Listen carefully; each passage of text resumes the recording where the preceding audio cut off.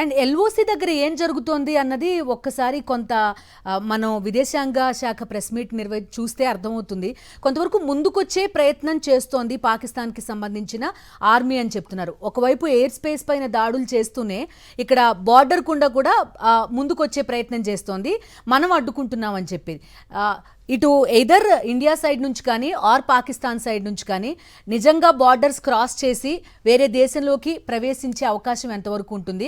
మన టార్గెట్ ఏం కావాలి కాళిదాస్ గారు? అంటే నిజంగానే ఏదైతే గతంలో పాకిస్తాన్ పిఓకేగా మార్చేసుకుందో దాన్ని తిరిగి మనం స్వాధీనం చేసుకోవడం ఒక టార్గెట్ కావాల్సిన పరిస్థితి ఉందా?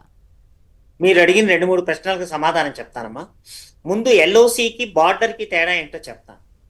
బార్డర్ అంటే వాళ్ళకి మనకి ఎటువంటి పొరపచ్చాలు లేవు, ఎటువంటి భేదాభిప్రాయాలు లేదు. నీ నేల ఇంతవరకు ఉన్నది, నా నేల ఇంతవరకు ఉన్నది. అవసరమైతే మధ్యలో చిన్న కంచె ఉంటుంది గుర్తులాగా. ఎల్ఓసి వేరు. ఎల్ఓసి అంటే లైన్ ఆఫ్ కంట్రోల్. అక్కడ బార్డర్ లేదు. నీ భూభాగం ఎంత అన్నది, నా భూభాగం ఎంత అన్నది ఎక్కడ లెక్క డొక్కా లేదు. ఈ రోజు నేను ఒక యుద్ధం చేసి నిన్నొక కిలోమీటర్ వెనక్కి జరిగితే ఆ రోజున ఆ క్షణాన అదే బార్డరు.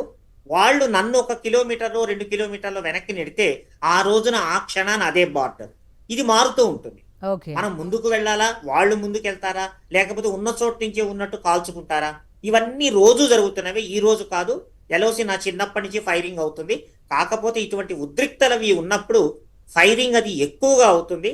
భారత సైన్యం కనుక ఇంతవరకు భారత సైన్యం ఆర్మీ రంగంలోకి దిగలేదండి. కేవలము మిజైల్స్, డ్రోన్స్ తోనే మనం దెబ్బ కొట్టాము, వాళ్ళు కూడా దెబ్బ కొట్టారు. మీరు అడిగినట్లు ఒకవేళ ఎల్ఓసి దాటి పాకిస్తాన్కి బుద్ధి చెప్పాలి అన్న నిర్ణయం గనక వచ్చిందంటే, దేశ నాయకత్వం నుంచి మిలిటరీలో కనుక నిర్ణయం గనక వస్తే మన ఆర్మీకి పెద్ద కష్టమేం కాదు. చివరి ప్రశ్న మీరు అడిగినట్టు అందరూ చాలా మంది అనుకుంటున్నారు పిఓకే దాన్ని ఆక్యుపై చేసేయటం, అట్లా కాదు. మన ప్రధానమైన ఆబ్జెక్ట్ ఒకవేళ పిఓకేలోకి వెళ్ళి మనము ఆర్మీ ఫిజికల్ గా వాళ్ళ బంకర్స్ కానివ్వండి, వాళ్ళ ఉగ్రవాద రక్షిత ఏవైతే ఉంటాయో అవన్నీ కావాలి అని అనుకున్నప్పుడు ఆ కార్యాచరణ చేస్తుంది. ఇది కేవలం మిలిటరీలో అక్కడ ఉన్నటువంటి సైన్యం తీసుకునే డెసిషన్ కాదు. టాప్ నుంచి, దేశ నాయకత్వం నుంచి, ఆర్మీ ఎయిర్ ఫోర్స్ కమాండర్స్ నుంచి వాళ్ళకి బ్రీఫింగ్ ఎట్లా అయితే వస్తుంది, మనం ఈ రోజు ఏం చేయాలి, ఈ గంట ఎలా ఈ క్షణానికి మన లక్ష్యం అది కావాలా వద్దా అంటే ఒక్క నిమిషం అమ్మ, ఒక్క నిమిషం. ప్రధానమంత్రి పూర్తి స్వేచ్ఛనిచ్చారు. అట్ ద సేమ్ టైం వాళ్ళు ఆయన చాలా దగ్గరుండి పర్యవేక్షిస్తున్నారు. అందుకని అది అవసరం అనుకుంటే ఆ రోజు యుద్ధ తంత్రానికి లేదా రాబోయే 2-3 రోజులకి మన ఆర్మీ కానీ ఎయిర్ ఫోర్స్ కానీ అవలీలగా చేయొచ్చు. మనల్ని ఆపే శక్తి వాళ్ళ దగ్గర లేదు. యా, ఎగ్జాక్ట్లీ మీరు చెప్పింది అర్థమైంది. కానీ సో మన ఏమది కావాలా వద్దా? చాలామంది మీరు అన్నట్టుగా ఆ పిఓకేని మనం తిరిగి స్వాధీనం చేసుకోవాలి అనేది ఒక పాపులర్ డిమాండ్ దేశవ్యాప్తంగా. ఎప్పటికైనా కూడా జమ్మూ కాశ్మీర్ జోలికి కనుక పాకిస్తాన్ రాకుండా ఉండాలి అనుకుంటే కనుక ఇది చాలా ఇంపార్టెంట్ అనేది కొంతమంది వాదన. నిజంగా మనం అలాగా చేసుకోగలమా? థియరిటికల్లీ ఒకటి, అండ్ ప్రాక్టికల్గా అది ఎంతవరకు సాధ్యం? ఒకవేళ తీసుకుంటే గనక మనకి లాభం కంటే నష్టం ఎక్కువ జరుగుతుందా అనేది ఇంకో ప్రశ్న. మంచి ప్రశ్న అమ్మా. ఇప్పుడు ఒకటి గుర్తుపెట్టుకోండి, పిఓకేని తీసుకున్న తర్వాత వాళ్ళు వాళ్ళ భూభాగం నుంచి టెర్రరిస్ట్ కార్యకలాపాలు కొనసాగించారని గ్యారెంటీ ఏంటి? ఇప్పుడు పిఓకేలు అంటే బార్డర్ కి దగ్గరగా ఉంది కాబట్టి, ఎల్ఓసికి దగ్గరగా ఉంది కాబట్టి ప్రవేశించడం చాలా సులువు. కాబట్టి ఇప్పుడు ఎక్కడో పాకిస్తాన్ వాళ్ళు పెషావర్ నుంచో, క్వెట్టా నుంచో, ముల్తాన్ నుంచో లోపలికి రాలేరు కదా.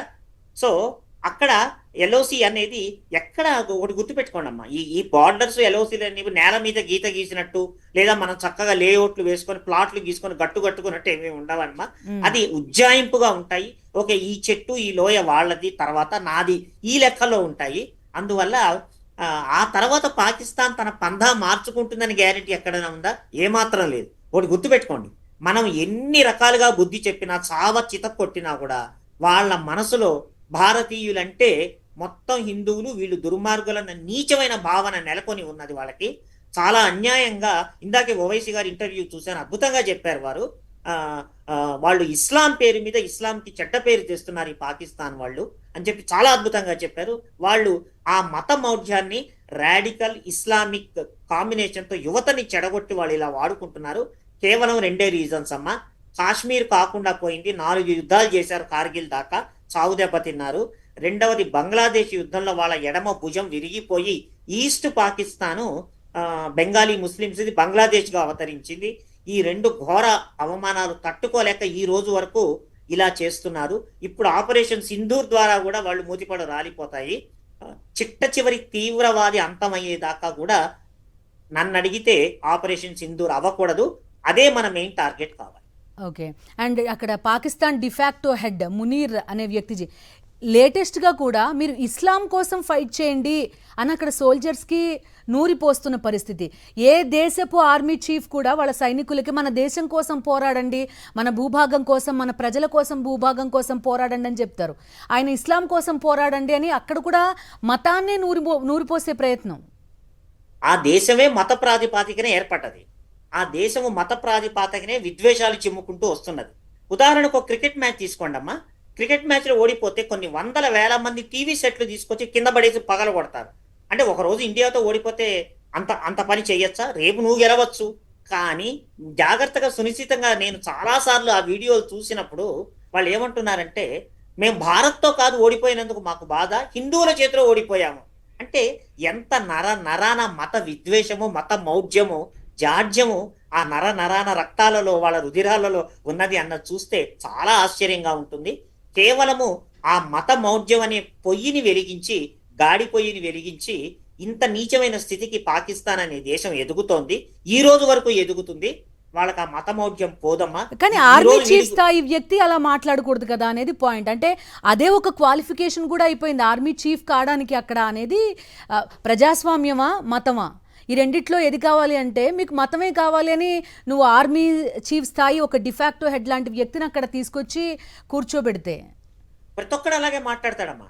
కొంతమంది కాస్త పద్ధతి ఉన్న వాళ్ళు భారతదేశంలోకి వచ్చి జర్నలిస్టులు, చాలా టీవీ ఛానల్స్ వాళ్ళు, మీకు మన దేశం ముఖ్యమా లేకపోతే మతం ముఖ్యమా అంటే 100% ఆడవాళ్ళతో సహా ఆ దేశంలో మాకు మతమే ముఖ్యము అంటే అంత మతమౌఢ్యం ఉన్నదనమాట. అటువంటి వాళ్ళు ఎలా డెవలప్ అవుతారు? ఇందాక మీరు చెప్పినట్టు మతమౌఢ్యమే నరనరాన ఉన్న వాళ్ళకి ఒక ప్రధానమైనటువంటి క్వాలిఫికేషన్.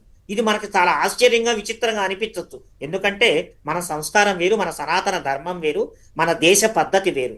మేము యూనిఫామ్లో ఉన్నప్పుడు మత విలువలు లేదా పండగలు చేసుకునేవాళ్ళం. కానీ దేశము పద్ధతి వచ్చినప్పుడల్లా నేను పనిచేసిన ఏళ్లలో నువ్వు ఏ మతానికి చెందిన వాడివి, ఏ కులానికి చెందిన, అసలు ఆ డిస్కషన్ ఎప్పుడే రాలేదు. కానీ అక్కడ అలా కాదు. కేవలము వాళ్ళకి ఏమిటంటే అమ్మా, భారతదేశం అనేటువంటి ఒక దెయ్యము, పిశాచము, మతోన్మాద దేశం ఉన్నది అని మొత్తం రివర్స్ ఇంజనీరింగ్ చేసినట్లు వాళ్ళ బుర్రల్ని ఇంట్రాక్సినేషన్ చేసి ఆ మత విద్వేషం మీద బతుకుతున్నారు. దాని మీదే ప్రభుత్వాలు గెలుస్తాయి, దాని మీదే యుద్ధాలు గెలుస్తాయి అనుకుంటున్నారు. కానీ మన శక్తియుక్తుల ముందు, మన నాయకత్వం ముందు, మన ప్రజాస్వామ్య విలువల ముందు వాళ్ళు ఎట్టి పరిస్థితిలో పనికిరారు. ఆ సంగతి వాళ్ళు ఎప్పటికైనా బుద్ధి తెచ్చుకుంటారా అనే ఆశావాహం తప్ప నాకైతే వాళ్ళు ఆ పంధా నుంచి మొత్తం చిట్ట చివరి వాడంతా నాశనం అయిపోయేదాకా కూడా వాడు వదలరని అనిపిస్తుంది.